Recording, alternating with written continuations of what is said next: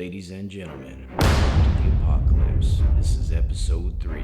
Can't really say that I made any mistakes in the last episode. I was pretty much dead on with every tidbit of truth and every crumb of knowledge that I dropped. I thought I'd carve out some time to answer some of your pressing questions and try to extinguish any doubt or anxiety that may have crept into your head. With that being said, let's take a look into Prepper Dave's mailbag. Alright, question number 1. I'm concerned about germs, but I'm having trouble finding hand sanitizer. What kind of hand sanitizer do you use? Anonymous. Anonymous? Sounds like someone didn't want to get their little feelings hurt. Well, while the sheep are out there snatching up all the Purell at the Rite Aid, what you need to do is head on down to the Big 5 sporting goods, because Purell is for pansies.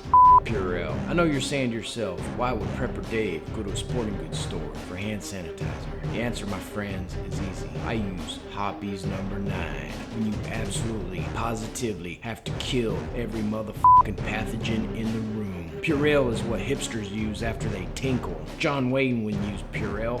No. John Wayne would use Hoppies. Steve McQueen would use Hoppies. Bruce Lee would use Hoppies. You know who wouldn't use Hoppies? Kyle. And if you do not know what Hoppy's number 9 is, you are not going to survive this apocalypse. Next, we have a 2-part question from Joshua and Julie D. First question, do I need a badass mustache like yours? Now, which one of you is asking that question, Joshua or Julie? Just kidding. To answer that question, I'm gonna have to say yes. Not only does a mustache make you more desirable to the fairer sex, it can also be a useful tool for navigating a post-apocalyptic frontier. Take mine, for example. Not only has Mother Nature provided me with a manly HEPA filter for those nasty pathogens, but my mustache also acts as a high-quality piece of ballistic lip armor that gives me a superhuman advantage in any fist fight. So while not entirely necessary, it does provide a strategic advantage. Second question, also from Joshua and Julie D. Will a Cocker Spaniel be adequate for a guard dog? Well, Joshua and Julie, there's only one way to find out. It's sink or swim. Do or die. The Cocker Spaniel is going to be a good guard dog, or it's going to be a good meal. I hate to be rough like that, but I gotta be honest. Question number 3. Are masks going to help us survive? Joe A. Joe, unless you can turn that mask into a slingshot and hunt yourself a squirrel, that mask is a waste of money. I'm sorry. Take those pennies you've been pinching to buy yourself one of those masks and trade them in for a nice 12-gauge shotgun. This is question number 4. How are you going to keep your wife happy during the apocalypse? Stephanie S. Well, Stephanie, for our conversation, coffee, hugs, and next question. Question number 5. If somehow you knew the economy was about to collapse in 2 days and money would no longer be of any value, what would you spend your money on to help you survive? Bobby D. Damn, that is a great question, Bobby. As a matter of fact, that wins Best Question of the Week. What does that get you? Nothing but some sage advice from me. What would I buy? A parrot that told dirty limericks? A monkey with 2 asses? Charlie's Angels pinball machine? And I know you're thinking to yourself, why would you waste your money, Dave? And I could say, because as a real prepper, I already have everything I need to survive this apocalypse. I ain't gonna be running around to these damn stores at the last minute trying to stock up on a bunch of that I already should have had, because I already have all the I need. Next question. Another 2-parter. This one is from Adam H. People should have some items on hand to barter with in case of an emergency. Keep some cash in case the banks and ATM is down.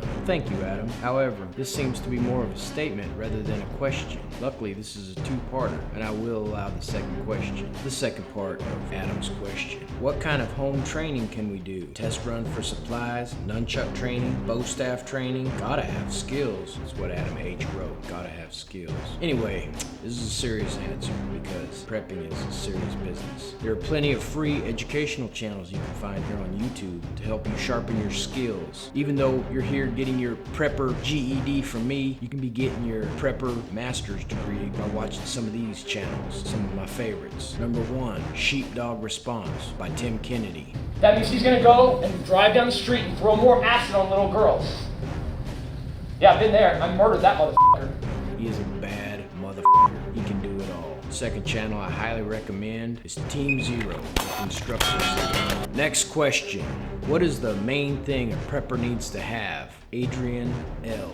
That's an easy question, Adrian. The one thing every prepper needs to have is a ride or die chick on his side, like my co-pilot in this crazy world, Steph, my better half. Not only can she cook, knit, sew, square dance, but she's also a certified savage when it comes to hand-to-hand combat. I swear to God, there is an extra cup of crazy in her recipe. She is loyal as f***. If you disrespect me in a dream, you better wake up and apologize to her. She will drop kick you in the f***ing throat. She will be on you like a spider monkey. Question number 8. Is Betty White gonna survive? By Kelly K. Dave, remember you said there was no such thing as a dumb question. Are you kidding? He has the attention of America's greatest prepper, and he asks this question about Betty f***ing White? Next question. This question comes to you from Krista F. Costco had water and TP, but only their brand. No Charmin. This booty is picky, and will my skin ever feel the plush of Charmin again?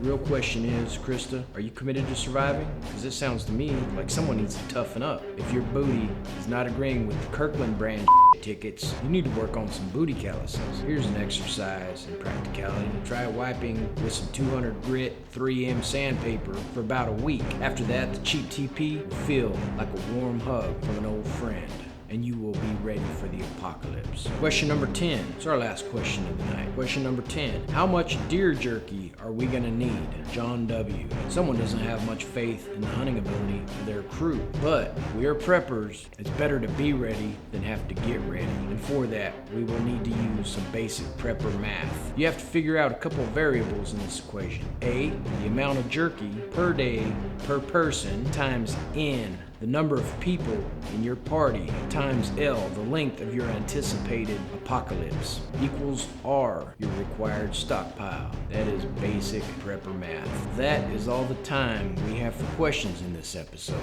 Keep the questions coming and keep learning. Make sure you subscribe to this channel before YouTube entirely turns into some kind of pansy-ass hipster stronghold. Take care of your prepper and survivalist brothers and sisters while we attempt to flatten the curve of this current scourge that is decimating our country. Until Valhalla, this is Prepper Dave.